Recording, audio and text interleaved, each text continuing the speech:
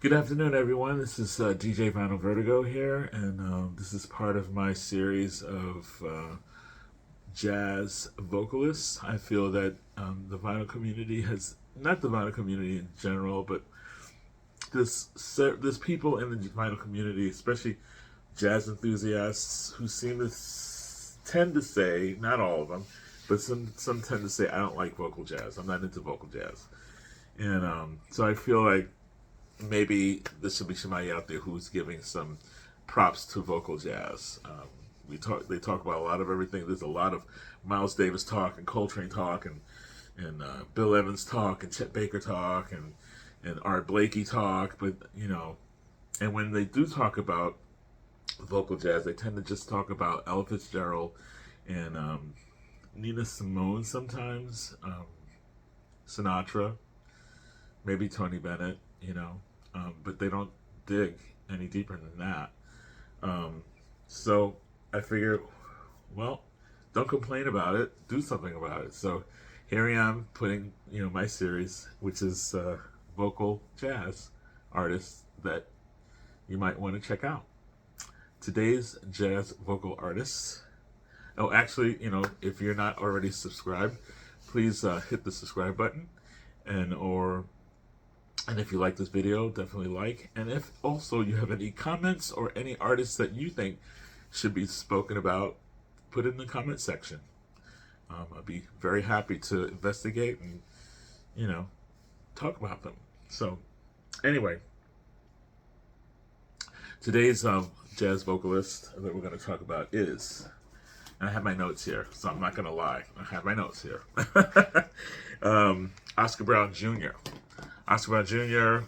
was born in Chicago in October 10th, 1926, and he also passed away in 2005. That's on May 29th, 2005, in Chicago as well. So he lived his life in Chicago mainly. He was a jazz singer, songwriter, playwright, poet, and civil rights activist, and he was also an actor.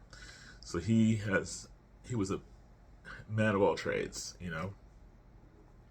His parents, Helen and Oscar Sr., his father was a lawyer. His father wanted him to follow in his footsteps, and he did go to college, but he dropped out. He went to two colleges and dropped out finally, and decided that that was not the life that he wanted.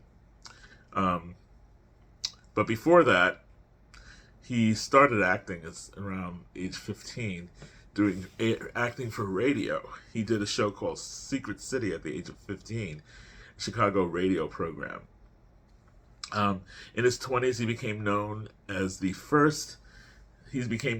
what he considers the first black newscaster for this show called Negro Newsfront in Chicago. It was a radio show. He worked briefly in real estate and public relations and advertising as well. And from 46 to 56, and this was not unusual back in those days because of segregation and all that kind of stuff. And also, mainly because of that, he became a member of the Communist Party, USA, and decided that he was just too black to be red, so he got out of that, and he went into the army. After coming back out of the army, he had a short stint in advertising. And then he was writing songs and stuff, and just so happens one of the songs he wrote, called Brown Baby, was recorded by Mahalia Jackson. Once that happened, that was significant for him, and he decided to take his songwriting career seriously and became a songwriter. But also he played in clubs and stuff like that. He did a lot of poetry. He did a lot of, he did a lot of acting stuff, but he also sang, He eventually hooked up with Max Roach, and that's the first record I'm going to show you. Max Roach, and this was a Record Store Day record. We Insist. I'm sure a lot of people got this. This is Max Roach's Freedom Now Suite, and this is very activist type record. It's jazz, but it's all about the black experience. It's about freedom. It's about, you know, integration. It's about with apartheid. It's a lot of different things, but it's about freedom now sweet. And the significance of this record, Coleman Hawkins on it, Olatunji's on this, and Abby Lincoln, another vocalist who I will be talking about later on in my series. Abby Lincoln, who was, I think she was married to Max Roach for a while. She sings on this record. And this was a very hard-hitting, socially conscious jazz record. And many of the tracks, one, two, three, at least three of the tracks. Let's see, one, two, three of the tracks were co-written with Max Roach and Oscar Brown Jr. Drive a Man, Freedom Day, All Africa, all those were co-written by Max Roach and Oscar Brown Jr. The other ones were all by Max Roach himself. And very serious record. Really good record. You have to be, open to that kind of thing. I mean, there was a lot of that kind of stuff going on. People were trying to make statements while doing their music. There was a whole Africa, kind of like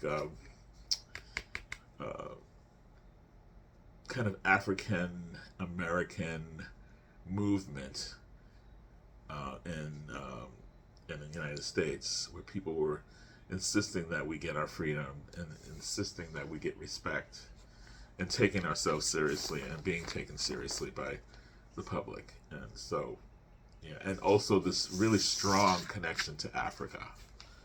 We insist. So, and this, if you notice, the album cover is them simulating sitting at a white only counter and protesting. Kind of cool. Yeah. So he had that happening. So while he did that, he got notice, of course, and he got a record deal, Oscar Brown Jr. with Columbia Records. And so they put out his first record, which is probably the most popular record, most famous record of his, which is called Sin and Soul.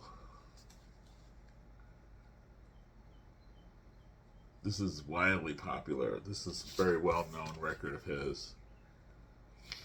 Sin and Soul, and the cover has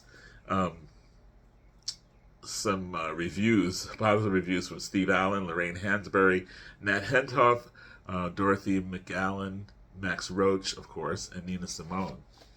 They all had something to say about this record and this artist. And this record has the famous Work song on it, which was I believe a Nat Adderley tune, and but he put words to it. Also, Dat Dare is another song that he did not write, but he wrote the lyrics to. Afro Blue on here, he wrote lyrics to. Watermelon Man, which is a composition by Herbie Hancock, and he wrote lyrics to that as well. So there's other songs on here. Someone Buy Me a Drink, Signifying Monkey, Bitter Men is a great tune. That's about slave trade. But I Was Cool is a really funny song about losing your cool.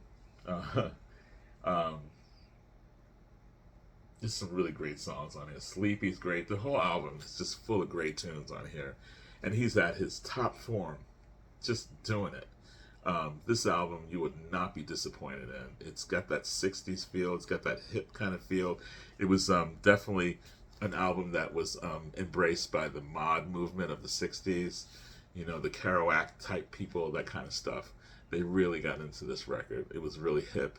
It's really, it's one of those records like that. So if you're into that kind of stuff, you might be, inclined to pick up a copy of Sin and Soul by Oscar Brown Jr. Really good record. Then let's see. he's had, that was his first record. And then, let's see, he had done a follow up to it called Between Heaven and Hell, which was kind of similar. And I showed this in my previous video of stuff that I've been listening to. I listened to this album from beginning to end. Just Between Heaven and Hell, a lot more of the same kind of stuff. Mr. Kicks, Hazel Hips, Excuse Me for Living is great. Elegy, Plain Black Boy. He's getting into this really heavy social stuff in here. A World Full of Gray, which is all about race relations. Love is Like a Newborn Child. It's the most beautiful ballad, just gorgeous ballad. But it just, Opportunity Please Knock, which is about, not being able to get jobs and stuff like that. Really, I mean, he really, really embraces the common man's struggle, and he does it in a wry fashion. There's a lot of humor to it. There's also a lot of heart to it. So yeah, Oscar Wilde Jr. is great jazz vocalist, and to me, very important jazz vocalist. Now I'm going to show some other albums that I have of his, not in any particular order. Let's see. This is another record I found. Every time I find something of his, I just pick it up. This is another promo copy. In a New Mood.